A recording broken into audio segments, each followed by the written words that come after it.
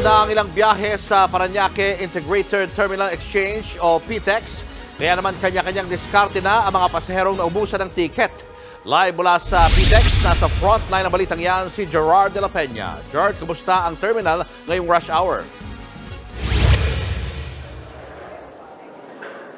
Julius, 5 araw bago ang Noche Buena ay nagkakaubusan na ng tiket dito sa PTEX. Punong-puno ang terminal ng mga pasaherong maagang uuwi at ay na makapagsiksikan pa sa Biyernes sa siyang huling araw ng pasok bago ang araw ng Pasko.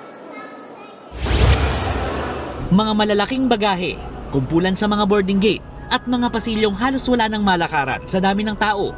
Kahit saan ka lumingon, puno ng biyahero ang Parañaque Integrated Terminal Exchange o PTEX ngayong araw. Maraming pasaherong piniling magbiyahe ngayon para hindi makasabay sa dagsa ng tao sa Biyernes. Paniniguro rin ito para makaabot sila sa kani-kanilang probinsya para sa Pasko at Bagong Taon. Sa tala ng PTEX Management, mahigit 116,000 ang bilang ng mga pasahero sa terminal kahapon. Yan ay kahit na hanggang 100,000 lang ang karaniwang dumarating sa PTEX araw-araw. Posibleng mas mataas daw ang bilang ngayong araw.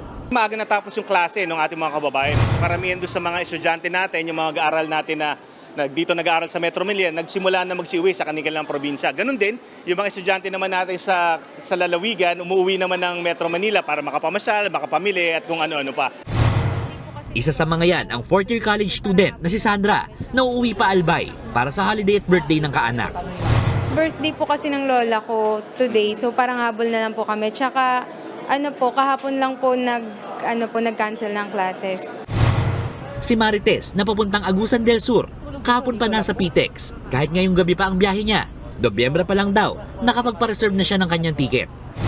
Takot ako maiwan ng bus. Takot na baka maubusan kasi nga December magpapasko. Ngayon pa lang, may mga bus company nang nagdeklarang fully booked na hanggang sa December 30. Ang pamilya ni Ami, naubusan ng tiket papunta sa Panganiban, Camarines Norte. Kaya magdadalawang sakay na lang sila. Ubusan na po kasi may dalawa lang po yung naka-reserve pa Panganiban, 6 po kami. So paano po yun? Paano po gagawin niyo? Bababa na lang po kami Talubatib, Padait. Bilang solusyon, maglalabas ang Land Transportation Franchising and Regulatory Board ng dagdag na special permits para may masakyan ng mga pasahero, lalo na sa Biyernes, ang huling araw ng pasok na marami bago ang Pasko.